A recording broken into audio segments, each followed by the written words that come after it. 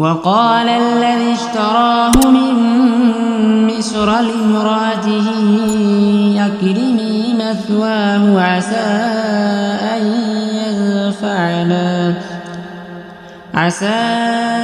أن ينفعنا أو نتخذه ولدا وكذلك مكنا ليوسف في الأرض ولنعلمه من تأويل الأحاديث والله غالب على أمره ولكن أكثر الناس لا يعلمون. اور مصر کے جس آدمی نے انہیں خریدا اس نے اپنی بیوی سے کہا کہ اس کو عزت سے رکھنا، مجھے ایسا لگتا ہے کہ یہ ہمیں فائدہ پہنچائے گا یا پھر ہم اسے اپنا بیٹا بنا لیں گے. اس طرح ہم نے اس سرزمین میں یوسف کے قدم جمائے تاکہ انہیں باتوں کا صحیح مطلب نکالنا سکھائے، اور اللہ کو اپنے کام پر پورا قابو حاصل ہے لیکن بہت سے لوگ نہیں جانتے.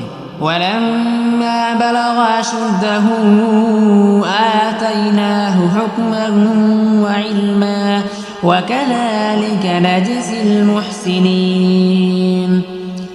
اور جب یوسف اپنی بھرپور جوانی کو پہنچے تو ہم نے انہیں حکمت اور علم عطا کیا، اور جو لوگ نیک کام کرتے ہیں ان کو ہم اسی طرح بدلہ دیتے ہیں. وراودته التي هو في بيتها عن نفسه وغلقت الأبواب وقالت هيت لك قال معاذ الله إنه ربي أحسن مثواي إنه لا يفلح الظالمون. اور جس عورت کے گھر میں وہ رہتے تھے اس نے ان کو ورغلانے کی کوشش کی اور سارے دروازوں کو بند کر دیا اور کہنے لگی آ بھی جاؤ. یوسف نے کہا اللہ کی پناہ، وہ میرا آقا ہے، اس نے مجھے اچھی طرح رکھا ہے. سچی بات یہ ہے کہ جو لوگ ظلم کرتے ہیں انہیں فلاح حاصل نہیں ہوتی. وَلَقَدْ هَمَّتْ بِهِ وَهَمَّ بِهَا لَوْلَا أَن رَّأَىٰ بُرْهَانَ رَبِّهِ كَذَٰلِكَ لِنَصْرِفَ عَنْهُ السُّوءَ وَالْفَحْشَاءَ إِنَّهُ مِنْ عِبَادِنَا الْمُخْلَصِينَ. اس عورت نے تو واضح طور پر یوسف کے ساتھ برائی کا ارادہ کر لیا تھا، اور یوسف کے دل میں بھی اس عورت کا خیال آ چلا تھا. اگر وہ اپنے رب کی دلیل کو نہ دیکھ لیتے ہم نے ایسا اس کے لیے کیا تاکہ ان سے برائی اور بے حیائی کا رخ پھیر دے.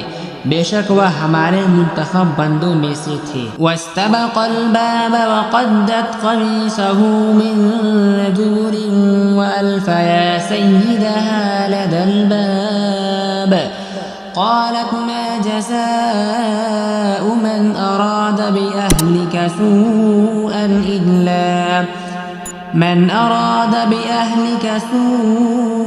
إلا أن يسجن أو عذاب أليم. اور دونوں آگے پیچھے دروازے کی طرف دوڑے، اور اس کشمکش میں اس عورت نے ان کی قمیص کو پیچھے کی طرف سے پھاڑ ڈالا. اتنے میں دونوں نے اس عورت کے شوہر کو دروازے پر کھڑا پایا. اس عورت نے فوراً بات بنانے کے لیے اپنے شوہر سے کہا کہ جو کوئی تمہاری بیوی کے ساتھ برائی کا ارادہ کرے اس کی سزا اس کے سوا اور کیا ہے کہ اسے قید کر دیا جائے یا کوئی اور دردناک سزا دی جائے. قال هي راودتني عن نفسي وشهد شاهد من أهلها إن كان قميصه قد من قبل فصدقت وهو من الكاذبين. یوسف نے کہا یہ خود تھی جو مجھے ورغلا رہی تھی، اور اس عورت کے خاندان ہی میں سے ایک گواہی دینے والے نے یہ گواہی دی کہ اگر یوسف کی قمیص سامنے کی طرف سے پھٹی ہو تو عورت سچ کہتی ہے اور وہ جھوٹے ہیں۔ وَإِن كَانَ قَمِيصُهُ قُدَّ مِن دُبُرٍ فَكَذَبَتْ وَهُوَ مِنَ الصَّادِقِينَ، اور اگر ان کی قمیص پیچھے کی طرف سے پھٹی ہے تو عورت جھوٹ بولتی ہے اور یہ سچے ہیں۔ فَلَمَّا رَأَى قَمِيصَهُ قُدَّ مِن دُبُرٍ قَالَ إِنَّهُ مِن كَيْدِكُنَّ إِنَّ كَيْدَكُنَّ عَظِيمٌ۔ پھر جب شوہر نے دیکھا کہ ان کی قمیص پیچھے سے پھٹی ہے تو اس نے کہا کہ یہ تم عورتوں کی مکاری ہے، واقعی تم عورتوں کی مکاری بڑی سخت ہے۔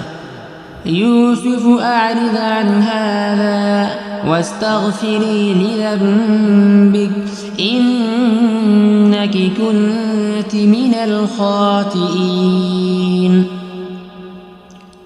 یوسف تم اس بات کا خیال نہ کرو، اور اے عورت تو اپنے گناہ کی معافی مانگ، یقینی طور پر تو ہی خطا کار تھی۔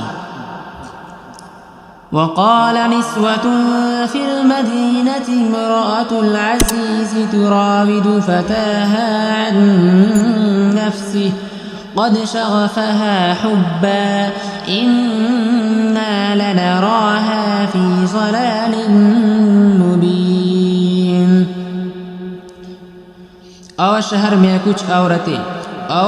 میں کچھ عورتیں یہ باتیں کرنے لگی کہ عزیز کی بیوی اپنے نوجوان غلام کو ورغلا رہی ہے، اس نوجوان کی محبت نے اسے فریفتہ کر لیا ہے، ہمارے خیال میں تو یقینی طور پر وہ کھلی گمراہی میں مبتلا ہے۔ فلما سمعت بمكرهن أرسلت إليهن وأعتدت لهن متكئا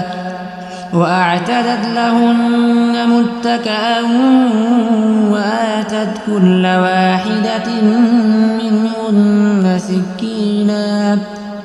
منهن سكينا وقالت اخرج عليهن،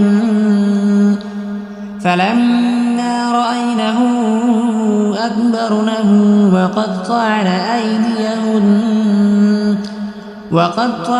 أيديهن وقلن حاش لله ما هذا بشرا إن هذا إلا ملك کریم۔ چنانچہ جب اس عزیز کی بیوی نے ان عورتوں کے مکر کی یہ بات سنی تو اس نے پیغام بھیج کر انہیں اپنے گھر بلوا لیا اور ان کے لیے ایک تکیوں والی نشست تیار کی اور ان میں سے ہر ایک کے ہاتھ میں ایک چاقو دے دیا اور یوسف سے کہا کہ ذرا باہر نکل کر ان کے سامنے آ جاؤ۔ اب جو ان عورتوں نے یوسف کو دیکھا تو انہیں حیرت انگیز حد تک حسین پایا اور ان کے حسن سے مبہوت ہو کر اپنے ہاتھ کاٹ ڈالے اور بول اٹھے کہ حاشا اللہ، یہ شخص کوئی انسان نہیں ہے، ایک قابل تکریم فرشتے کے سوا یہ کچھ اور نہیں ہو سکتا۔ قالت فذلكن الذي لمتنني فيه وَلَقَدْ رَاوَدتُّهُ عَن نَّفْسِهِ فَاسْتَعْصَمَ وَلَئِن لَّمْ يَفْعَلْ مَا آمُرُهُ لَيُسْجَنَنَّ وَلَيَكُونًا مِّنَ الصَّاغِرِينَ۔ عزیز کی بیوی نے کہا اب دیکھو یہ ہے وہ شخص جس کے بارے میں تم نے مجھے طعنے دیے تھے، یہ بات واقعی سچ ہے کہ میں نے اپنا مطلب نکالنے کے لیے اس پر دوڑے ڈالے مگر یہ بچ نکلا، اور اگر یہ میرے کہنے پر عمل نہیں کرے گا تو اسے قید ضرور کیا جائے گا اور یہ ذلیل ہو کر رہے گا۔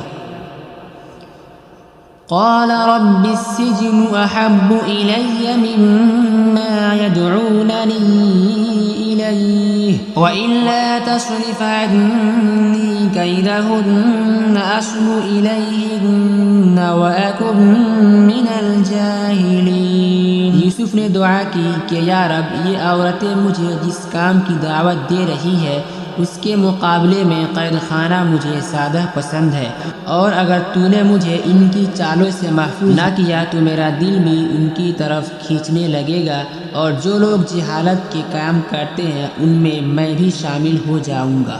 فاستجاب له ربه فصرف عنه كيدهن إنه هو السميع العليم۔ چنانچہ یوسف کے رب نے ان کی دعا قبول کی اور ان عورتوں کی چالوں سے انہیں محفوظ رکھا، بے شک وہی ہے جو ہر بات سننے والا ہے، ہر چیز جاننے والا ہے۔ ثم بدا لهم من بعد ما رأوا الآيات ليسجننه حتى حين۔